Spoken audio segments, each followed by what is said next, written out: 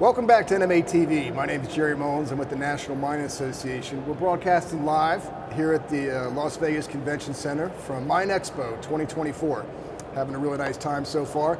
I'm extremely honored and excited to be joined by Chris Hamilton, who's the president of the West Virginia Coal Association. He's a longtime fighter for the coal industry. Really a legend when you talk about advocacy, when you talk about leadership, and what he's done for the state of West Virginia. So Chris, welcome. We're really excited that you're here.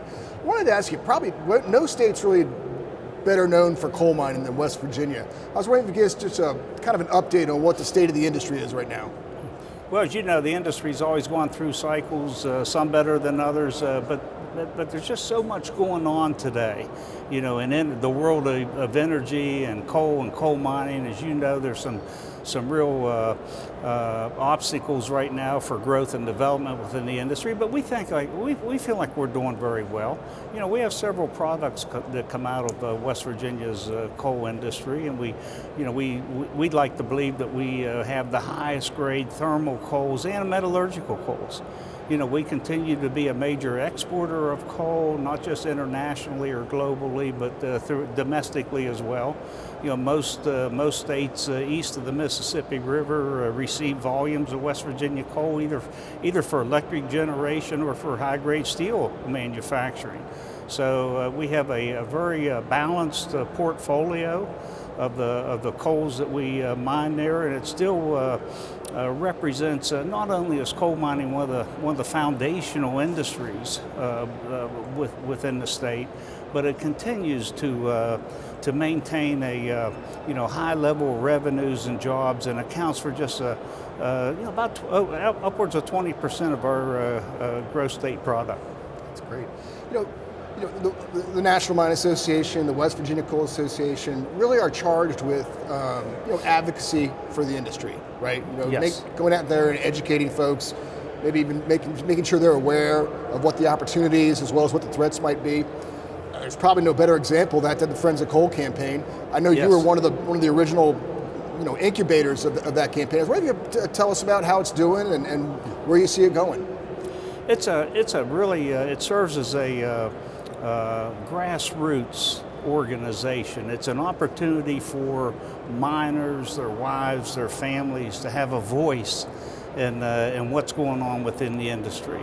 And that's really been utilized over the past probably close to a decade now as a vehicle to get miners more involved in the politics that govern the industry. You know, all the policies that drive regulations and a lot of the concerns that we deal with on a regular basis. And we think that's, it just serves a great purpose to have the working miners and their families speak out on behalf of the industry with us.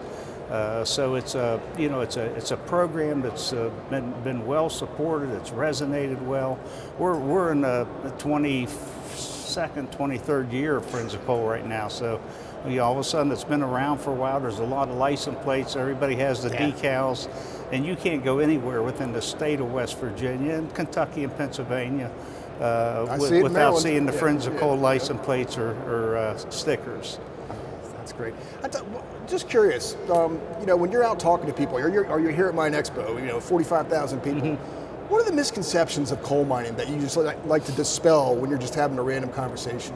Boy, I tell you, Jerry, one of the things that I observed yesterday when I first came here, as you indicate, there's 40,000 plus people. I mean, I'd like to be able to get every elected official to take an hour and go through these hallways.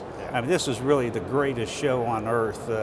Ringling Brothers have nothing on the International MINExpo show here, and it's just fantastic. And what you see is, not only do you come across and, as I'm sure you have, people you've worked with, colleagues throughout the business, people you worked with, worked for, but you see all the people that are in these support capacities that are part of our business and industry. I mean, you see all the equipment manufacturers, all the men and women that show up at a mine site somewhere in this country every single day, to deliver equipment, operate equipment, and the whole supply chain of the industry, and all that the volumes of workers that aren't regularly counted in the number of miners, but yet are part of that coal economy, that means so much to our country, to the world. Well, when you think about coal mining again in West Virginia, what are you really excited about right now? Are there projects you're looking at, or are there opportunities that you really get when you're getting up in the morning? It's like, man, this is going to happen. It's going to be great.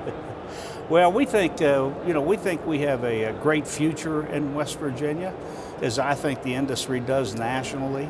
I mean, it's just we've seen firsthand where there's been efforts to ratchet down the use of coal and the use of carbon energy or fossil energy, and that drives 70% of our nation's power supply. And as you well know, we have a sudden and dramatic increase in all the predictions for power.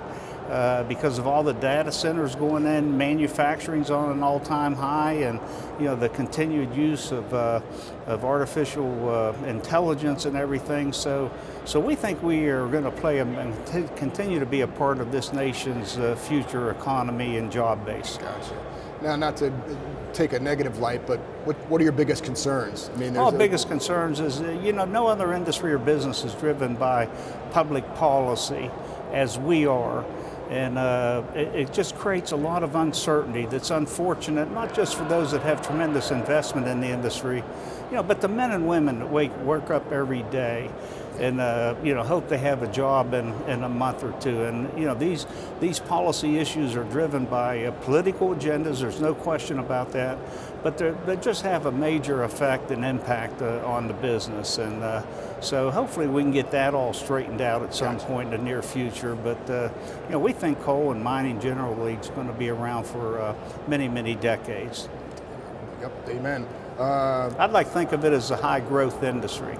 We continue to try to recruit and employ people across all aspects and job classifications across the industry. No question, no question. Just curious about your time here in Vegas. What's your favorite thing to do? Well, that's an unfair question to ask on live television, but it's an amazing city. It's one that I always I really appreciate coming here, and it's great to land, but it's also great to leave because it's not really a real world here. Yeah. It's just so much to do, and 3 or 4 days probably plenty. Gotcha. Well, Chris, what a pleasure. Thank you so much for being here. I can't say enough great things, but hope you have a great time here while you are here in Vegas. Folks, we're going to be back in a few minutes with Connor Bernstein and Mitch Kruger talking about mine safety. Please come back.